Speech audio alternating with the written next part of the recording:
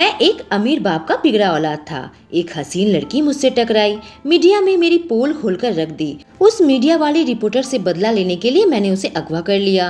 मैं उसके साथ अपनी रात रंगीन करना चाहता था, पर जैसे ही मैं कमरे के अंदर दाखिल हुआ मेरे होश उड़ गए, क्योंकि लड़की पहले से ही तैयार बैठी थी। उसके जोश के आगे मेरा जोश ठंडा पड़ गया। क्योंकि दोस्तों, ऐसी रोचक कहानी सुनने के लिए चैनल को सब्सक्राइब करें।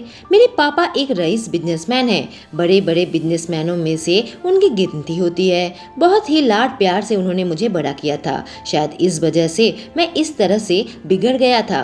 अपनी रातें रंगीन करने के लिए दोस्तों के साथ पार्टी में आया था। क्लब में जोर से म्यूजिक चल रही थी। इस बात की बिल्कुल परवाह किए बिना कि नशे से मेरा शरीर कमजोर पड़ जाएगा, यह जहर मुझे अंदर से खोखला कर देगा। मैं नशे में धुत था, शराब और सिगरेट के गश्त लगा रहा था। उस समय शायद उसे ही मैं बहादुरी समझता था। दोस्तों ने कुछ लड़कियों को भी बुला लिया था जो डांस कर रही थी। पार्टी जोर शोर से चलने लगी थी कि मेरे पांव लड़खड़ाने लगे। यह एक हाई क्लास पार्टी थी और यहाँ सिर्फ रईस ज़ादे ही मौजूद थे। कई बाहर के लोगों का आना जाना यहाँ मना था। यह एक खुफिया पार्टी थी। मैं अपने धुन में लड़कियों के साथ मस्ती कर रहा था। तभी मेरी नजर वहाँ पर एक लड़की पर पड़ी। बेहद खूबसूरत थी। आंखें जो मिली, मुझे ऐसा लगा जैसे मेरे अंदर कुछ हिल सा गया हो। सर से पांव तक मस्त लड़की को देखने लगा था। मॉडर्न सी लाल गाउन पहनकर आई थी। ड्रेस कटी हुई थी। उसका बायां पैर और जान तक साफ दिखाई दे रहा था। लाल लिपस्टिक लगाई थी। लड़की के बाल खुले हुए थे, दूध से सफेद थी। आज तक मैं इसे किसी भी पार्टी में नहीं देखा था।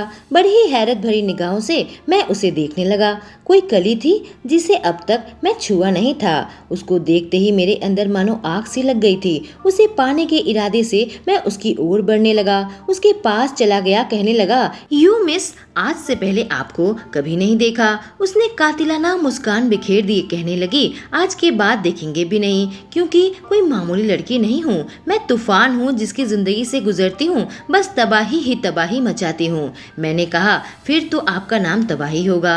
हंसने लगी, कहने लगी, मेरा नाम सोनिया है, सोनिया सक्सेना, यह नाम याद रखना। कहकर ऐसे मुस्कान दे रही थी जैसे उसके मन में कोई और ही प्लानिंग चल रही थी।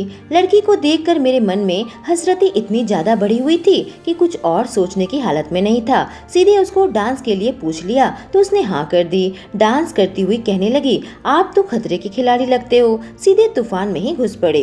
मैंने कहा, शायद तुम मुझे नहीं जानती, मैं राजीव सिंघानिया हूँ, मशहूर इंडस्ट्रियलिस्ट राहुल सिंघानिया का बेटा। यह दुनिया मेरे कदमों में झुकती है तो तुम जैसा तूफान क्या चीज है।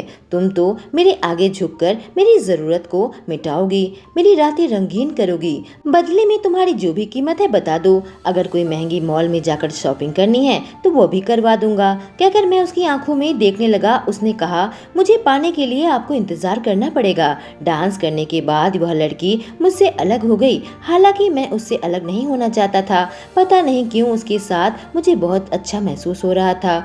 वह दूर जाकर बैठ गई थी। मैं दूसरी लड़कियों के साथ बिजी हो गया, पर बार बार मेरी नजर उस पर ही जा रही थी। कभी कभी वह लड़की मेरे करीब आ जाती और फिर दूर हो जाती। पूरी पार्टी में वो मेरे इर्द गिर्द ही मंडराती रही। जाने क्या कर रही थी, मेरे तो कुछ भी समझ में नहीं आ रहा था, पर उसके चेहरे पर कुछ और ही भाव थी। कातिलाना मुस्कान क्यों दे रही थी मुझे समझ नहीं आया था।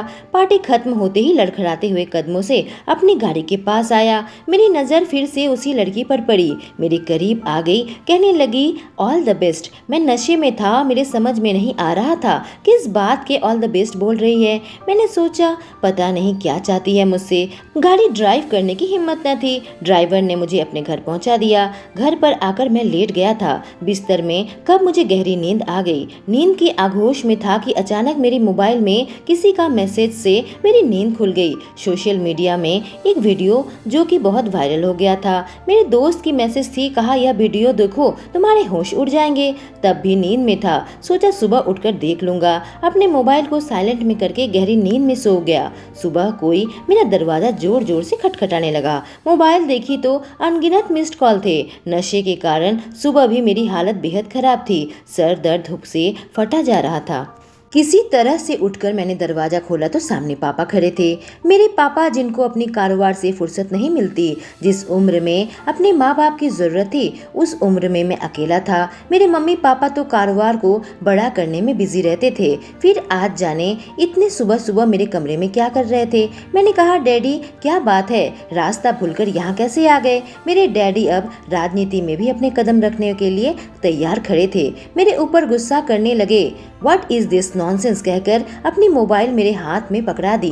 उसमें एक वीडियो थी जिसमें 1 मिलियन से भी ज्यादा व्यू आ चुका था। जब मैं उसे खोला तो कल रात की ही वीडियो थी। पार्टी में जो मैं नशे में कर रहा था, लड़कियों के साथ अय्याशी कर रहा था, उसकी वीडियो थी जो किसी ने सोशल मीडिया में डाल दी थी। उसको देखते ही मेरा चेहरा मानो लाल हो गया। मेरे डैड गुस्से से कहने लगे, तैयार होकर बाहर आ जाओ। उस वीडियो को देखते ही मेरा नशा मानो उतर गया था। बिल्कुल परेशान होकर मैं नाइट गाउन में ही पापा के पास आ गया। मेरे पापा मुझे डांटने लगे, कहने लगे, तुम यह सब कुछ करते हो, तुम जानते हो राजनीति में मैं अपने कदम रखने जा रहा हूँ, इतनी जरा सी भी मेरी परवाह है। ऐसी वीडियो मीडिया में लीक होने का क्या अंजाम हो सकता है, हमारी रेपुटेशन का क्या होगा। उस वीडियो की अब तक सोशल मीडिया में सैकड़ों कॉपी भी बन चुकी थी। यह बात काफी फैल चुकी थी।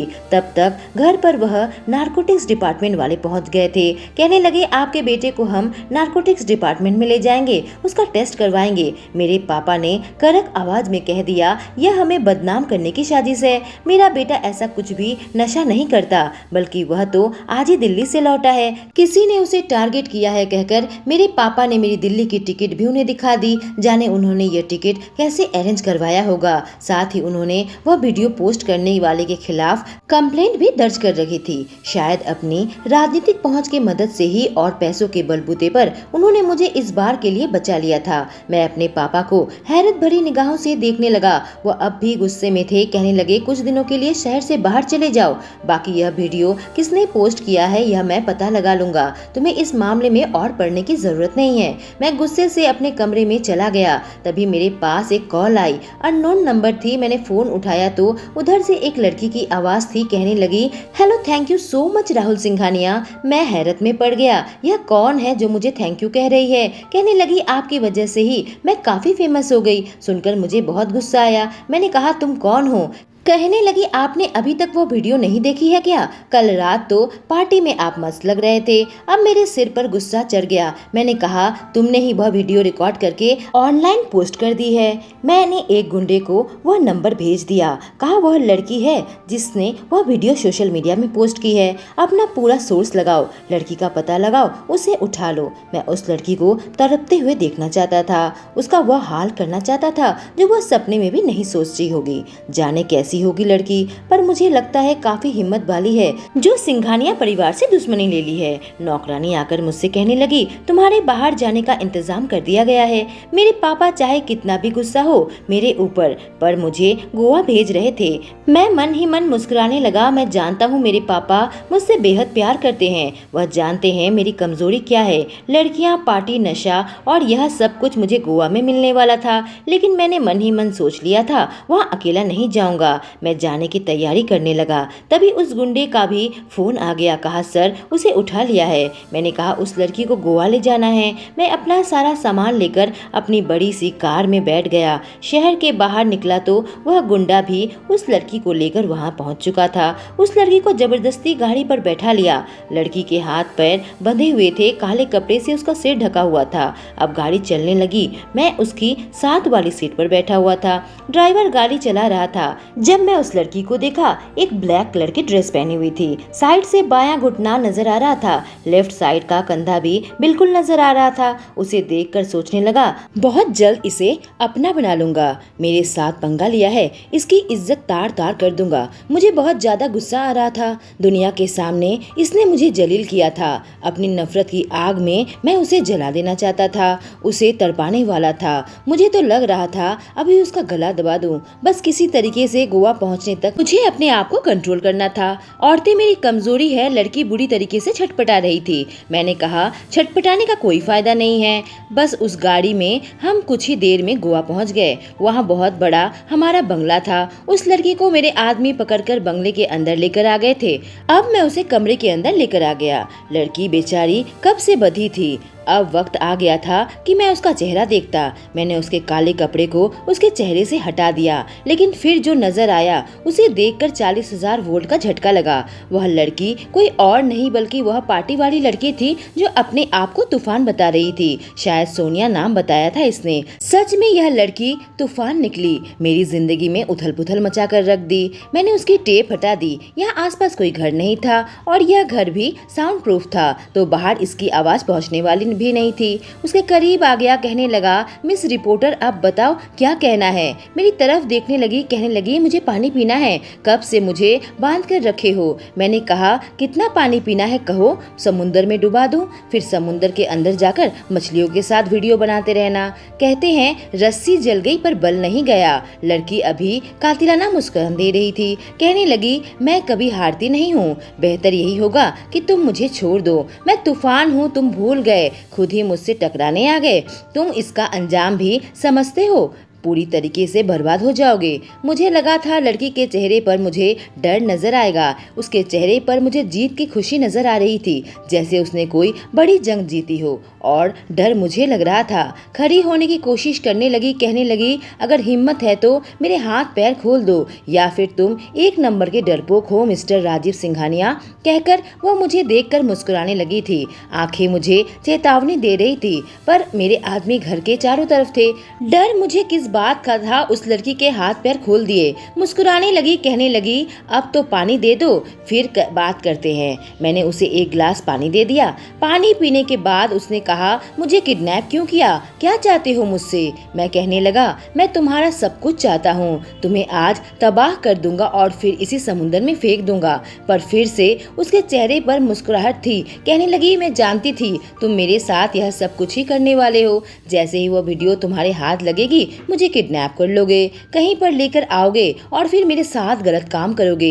अरे इतने रईस हो, कुछ कंस्ट्रक्टिव क्यों नहीं सोचते। चलो बीच के किनारे चलकर वॉक करते हैं। मैंने कहा, तुम्हारी कोई चाल मुझ पर नहीं चलने वाली, मुझे पता है तुम यहाँ से भागने की फिराक में हो। उसने कहा, भागते तो वो हैं जो डर जाते हैं, मुझे पता है कि मैं यह गेम जीत रही हूँ, फिर मैं क्यों डरूं। कहकर वो मुस्कुराने लगी थी। उसे कमरे में छोड़कर मैं बाहर आ गया। मैं बहुत परेशान होने लगा था, मेरे कुछ भी समझ में नहीं आ रहा था। आखिर यह लड़की किडनैप होने के बावजूद इतनी कूल क्यों है। मैंने तुरंत ही अपने दोस्त विक्की को फोन मिलाया, उस लड़की के बारे में सारी बातें बता दी। विक्की कहने लगा, कल रात भी पार्टी में वह तुम्हारे इर्द गिर्द मंडरा रही थी, पर कभी सोचा है उसने वह वीडियो बनाई कब। उसके हाथों में तो कोई कैमरा था ही नहीं। पार्टी में जाने से पहले हमने मोबाइल कैमरा जमा करवा दिया था, उसने भी जमा करवा दिया होगा। यह बात सुनकर तो मुझे बड़ा झटका लगा। मैंने कहा, जरूर उसके पास कोई हिडन कैमरा होगा। मेरा दोस्त मुस्कुराने लगा, कहने लगा, अब भी शायद कोई हिडन कैमरा उसके पास हो और उसने सब कुछ रिकॉर्ड कर लिया हो। अब मेरा माथा ठनक गया। मैं समझ चुका था, मुझे डर था कि उसने फिर से मेरे खिलाफ कोई वीडियो बना दी होगी, अब तक सोशल मीडिया में भी डाल दी होगी। मैं बेहद चिढ़ गया, दौड़ता हुआ कमरे में आया और उसकी पूरी तलाशी लेने लगा, पर उसके पास कोई मोबाइल या डिवाइस नहीं थी। वह लड़की बड़ी ही अजीब निगाहों से मुझे देख रही थी कि मैं क्या कर रहा हूँ। उसके सामने तो मैं बिल्कुल पागल लग रहा था। मैं फिर से बाहर निकल आया। जिस गुंडे को मैंने उसकी किडनैपिंग के पीछे लगवाया था उसको फोन करके पूछा तो उसने कहा उसकी मोबाइल को उसने स्विच ऑफ करके तोड़ दिया है और समंदर में फेंक दिया है। यह सुनकर मैं राहत की सांस ली। अगर उसने वीडियो हिडन कैमरा से बना भी ली होगी पर अब तक इंटरनेट में नहीं डाल पाई है। अब मैं इस लड़की को मजा चखाऊंगा। मैं उसके करीब चला गया और अब मैं उसे कातिलाना मुस्कान देने लगा। वह लड़की बड़े गौर से मुझे देख रही थी। कहने लगी, क्या बात है, यूं क्यों मुस्कुरा रहे हो। मैंने कहा, तुम्हें बहुत जल्द आजाद करने वाला हूँ, तुम्हारे किडनैपिंग नहीं करना चाहता था। मेरी बात जैसे उसे समझ ही नहीं आ रही थी। मैंने कहा, अरे सिंपल सी बात है, तुम्हें चाहने लगा हूँ। जो लड़की मेरे खिलाफ झूठी रिपोर्ट बनाकर जो सोशल मीडिया में डाल सकती है वह अंदर से कितनी ताकतवर होगी यह देखना चाहता था। तुमने मेरी वह झूठी रिपोर्ट इंटरनेट में क्यों डाली, जरा बताओ। मेरी बात सुनकर लड़की का चेहरा लाल हो गया। कहने लगी, यह क्या कह रहे हो, तुम भी जानते हो वह रिपोर्ट सच्ची है। मैंने कहा, पर जाने मन मैं तो दिल्ली में था। बताओ तुमने मेरे साथ ऐसा क्यों किया। आखिर तुम मुझसे क्या चाहती हो। तुम नाम कमाना चाहती हो या पैसे चाहती चाहती हो, जो भी चाहती हो दे दूंगा। तुम्हारे सामने अपना सर झुकाता हूँ। मैं किसी अनजान इंसान से दुश्मनी नहीं लेना चाहता, खासकर वो जो झूठी रिपोर्ट्स बनाते हो। जाने और क्या क्या मेरे खिलाफ बनाकर इंटरनेट में डाल दोगी। लड़की चुपचाप खड़ी थी, उसे कुछ भी समझ में नहीं आ रहा था। मैं मुस्कुराने लगा, कहने लगा, रात बहुत हो गई है, तुम आराम करो, नौकरानी को भेज देता हूँ, तुम्हारी मदद कर देगी। नौकरानी को सब समझाकर उसके कमरे में भेज दिया था। नौकरानी ने उसके पूरे कपड़े उतार दिए, उसके बदन के एक एक जेवरात उतार दिए, यहाँ तक कि यह भी चेक किया उसके पास कोई कॉन्टैक्ट लेंस तो नहीं। फिर से नए कपड़े और जेवरात पहना दिए थे। उसके पास जो कुछ भी सामान था सब नौकरानी ने अब समेट कर मुझे दे दिया। मैंने अपने आदमियों को लगा दिया था हिडन कैमरा को ढूंढ निकालने के लिए। थोड़ी देर बाद मेरे आदमी मेरे पास आ गए और उसकी नेकलेस में एक हिडन कैमरा था। उसी के बलबूते पे मुझे कातिलाना मुस्कान दे रही थी। पर अब मेरी बारी थी। मैं उससे बदला लेना चाहता था, पर जैसे ही उसके कमरे में गया मुझे एक जोरदार झटका लगा। लड़की मेरे सामने थी, वह भी बिन कपड़ों के। मेरे करीब आ गई, मुझे बाहों में भर लिया, उल्टा मुझे चूमने लगी थी। मैं घबरा गया। लड़की पावरफुल है, मुझे इससे डर तो था, पर इतनी खूबसूरत थी खुद को रोक न पाया। रात को उसके साथ एक हो गया। लड़की एक सचमुच तूफान थी और यह रात बिल्कुल तूफानी बीती। उसने जिस कदर मेरे साथ मोहब्बत की, मेरे होश उड़ाने के लिए काफी थे। जब सुबह उठा तो देखा लड़की जगी हुई थी, मेरे करीब लेटकर मुझे देखी जा रही थी। मैं समझ चुका था इसने आत्मसमर्पण क्यों किया था, क्योंकि मैंने उसका कैमरा हासिल कर लिया था। उसे देखकर मुझसे रहा न गया, फिर से उसके होठों को हल्के हाथों से छूने लगा था। एक रात में जाने मुझे क्या हो गया था, सुबह उठते ही मैंने उससे कहा, शादी कर लो मुझसे। लड़की बिल्कुल शॉक्ड थी, उसे तो मानो विश्वास नहीं हो रहा था। मैंने कहा, देखो मैं तुमसे और दुश्मनी नहीं चाहता, दोस्ती का हाथ बढ़ाना है। सोशल मीडिया में एक और वीडियो पोस्ट कर दो, उसमें बता दो कि यह वीडियो फेक थी। मेरा ध्यान खींचने के लिए तुमने ऐसा किया था, क्योंकि तुम्हें मुझसे बेइंतहा मोहब्बत करने लगी थी। उसने कहा, मैं ऐसा क्यों करूंगी? मैंने कहा, क्योंकि मैं तुमसे शादी को तैयार हूँ। क्या तुम अपने होने वाले पति को बदनाम करोगी दुनिया के सामने? लड़की ने कहा, तुम्हारा क्या भरोसा है, अगर मैं ऐसा वीडियो डाल दूं और तुम मुकर जाओ, मुझसे शादी न करो? मैंने कहा, मैं तुम्हारे साथ ही रहूंगा। जब तुम ऐसा कहोगी मैं कह दूंगा कि मैं तुमसे दिल हार बैठा हूँ और जल्द तुमसे शादी करूंगा। पावर और पॉलिटिक्स की लड़ाई में जाने जीत किसकी हुई थी, पर वह मेरी हो गई थी। कम से कम अब मेरे खिलाफ वो अपना सर नहीं उठाने वाली थी। मैंने उसे अच्छे से दबा दिया था, लेकिन बदले में मैं भी शरीफ बन गया था। अब काम और बिजनेस में मन लगाने लगा था। मेरे पापा को मेरा यह कारनामा काफी अच्छा लगा था, इससे मेरा दाग भी धुल गया था और ऐसी इंटेलिजेंट बहू पाकर मेरे पापा खुश थे। मैं और सोनिया भी बहुत खुश थे। दोस्तों, कहानी कैसी लगी? अगर अच्छी लगी हो तो चैनल को सब्सक्राइब करें। Thank you.